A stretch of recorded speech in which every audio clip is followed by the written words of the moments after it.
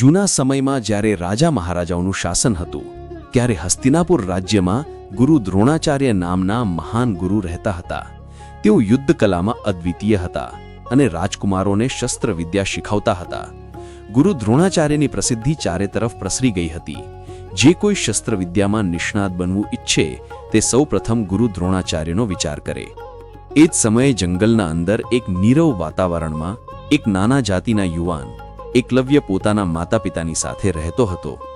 એકલવ્યમાં બાળપણથી જ ધનુર્વિદ્યાનો અદ્ભુત શોખ હતો. જ્યારે તે નાનકડો હતો ત્યારે ધનુષ લઈને જંગલમાં પ્રાણીઓના આકાર બનાવી તીર ચલાવતો. એના હૃદયમાં એક જ ઈચ્છા હતી, હું શ્રેષ્ઠ ધનુર્ધર બનીશ. એક દિવસ એકલવ્ય સાંભળ્યું કે ગુરુ દ્રોણાચાર્ય હસ્તિનાપુરમાં રાજકુમારોને ધનુર્વિદ્યા શીખવે છે.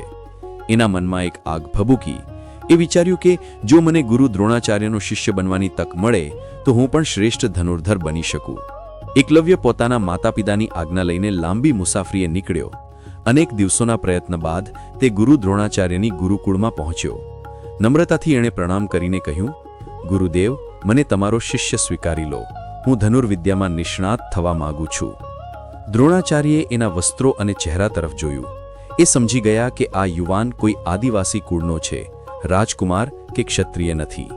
દ્રોણાચાર્યને ખબર હતી કે એમનું કર્તવ્ય માત્ર રાજકુમારોને જ શીખવવાનો હતો.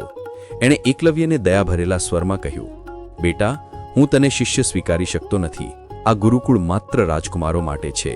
તો પાછો જઈશ તો સારું. એકલવ્યનું હૃદય તૂટ્યું, પણ એણે ગુરુના શબ્દોને પ્રણામ કર્યા. પરંતુ એની ભક્તિ અને સંકલ્પ અટક્યો નહીં.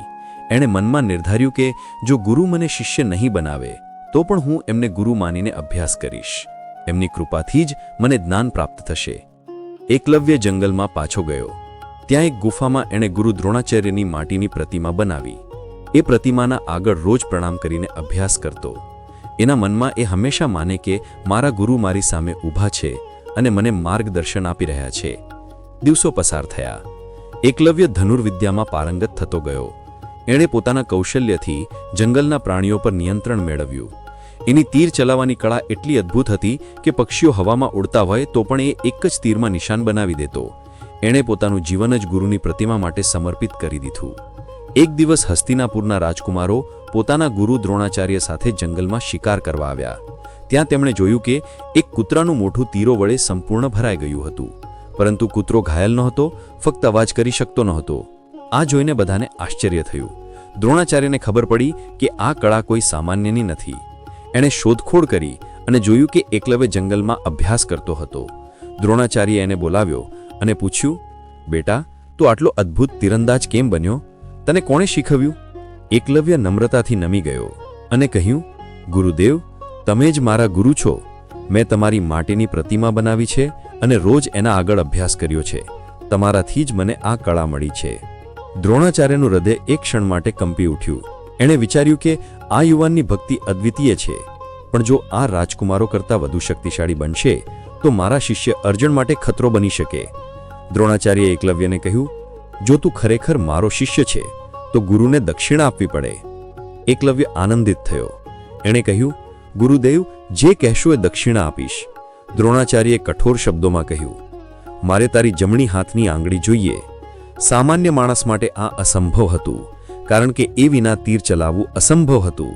પણ એકલવ્ય વિલંબ કર્યા વિના પોતાનો જમણો અંગૂઠો કાપી નાખ્યો અને ગુરુને અર્પણ કર્યો. એણે કહ્યું, ગુરુદેવ, હવે મારી પાસે આંગળી નથી, પણ તમારો આશીર્વાદ હંમેશા રહેશે. દ્રોણાચાર્ય ચકિત રહી ગયા. એકલવ્યની ભક્તિ અને ત્યાગે એમને અંદરથી હલાવી નાખ્યા. એકલવ્ય પછી ક્યારે એ જ કળા સાથે તીર ચલાવી શક્યો નહીં, પરંતુ એની ભક્તિ, સમર્પણ અને ત્યાગની વાર્તા સદીઓ સુધી અમર થઈ ગઈ. એકલવ્યની કહાણી આપણને ભક્તિ, સંકલ્પ અને ત્યાગનું મહત્વ શીખવે છે. સાચા શિષ્ય માટે ગુરુ માત્ર જ્ઞાન આપનાર નથી, પણ પ્રેરણાનો સ્ત્રોત છે. એકલવ્ય બતાવે છે કે પરિસ્થિતિ કેટલી પણ વિકટ હોય, જો મનમાં શ્રદ્ધા અને દૃઢતા હોય તો માણસ અસંભવને સંભવ બનાવી શકે છે. પરંતુ એ પણ શીખવે છે કે ક્યારેક દુનિયામાં અયોગ્ય પરિસ્થિતિઓ સામે નમવું પડે, છતાં પોતાના ગુરુ પ્રત્યે શ્રદ્ધા ક્યારેય ન છોડવી જોઈએ. મિત્રો, જો તમને આ વિડીયો ગમ્યો હોય તો વિડીયોને લાઇક કરવાનું ભૂલતા નહીં. તમારા સગા સંબંધીઓ અને મિત્રોને જરૂરથી શેર કરો, જેથી તેઓ પણ આ પ્રેરણાદાયક વાર્તાઓ સાંભળી શકે. અને હા, ચેનલને સબસ્ક્રાઇબ કરવાનું તો બિલકુલ ભૂલતા નહીં, કેમ કે અમે તમારા માટે આવી જ રસપ્રદ, ઐતિહાસિક અને પ્રેરણાદાયક વાર્તાઓ લાવતા રહીશું. તમારો સહકાર જ અમને નવા વિડીયો બનાવવા પ્રેરણા આપે છે.